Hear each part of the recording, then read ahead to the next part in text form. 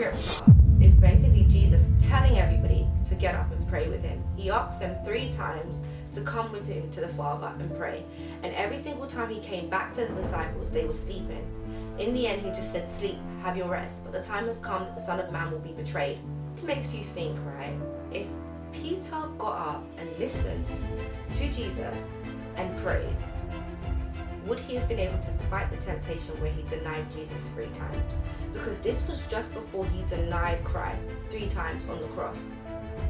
And it's like, Jesus was literally not forcing him to pray. It's because he knew what was coming.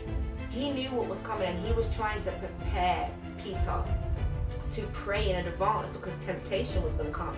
And this scripture just lets us know that prayer is the key to fight temptation, because like it says, our spirit is willing but our flesh isn't. Our spirit wants to stop doing certain things, it wants to stop sinning, but it's our flesh that yearns to sin.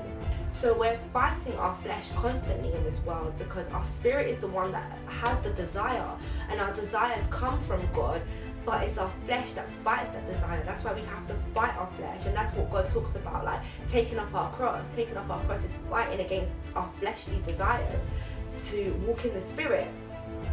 Peter didn't get up and prayed, he turned over and slept. And how many times do we do stuff like this, where we could take time out for God, but yet we turn around and sleep? And I don't mean physically fall asleep. In Peter's case, he fell asleep every time Jesus told him to come and pray with him.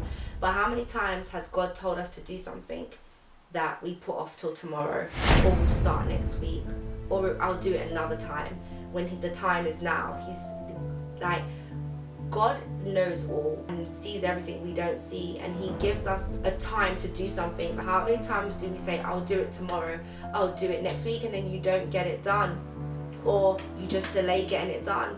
So we have to move in obedience, because like Jesus said, that his nourishment comes from doing the will of God, and that is being obedient to Christ. So when God is telling us to move, we need to move.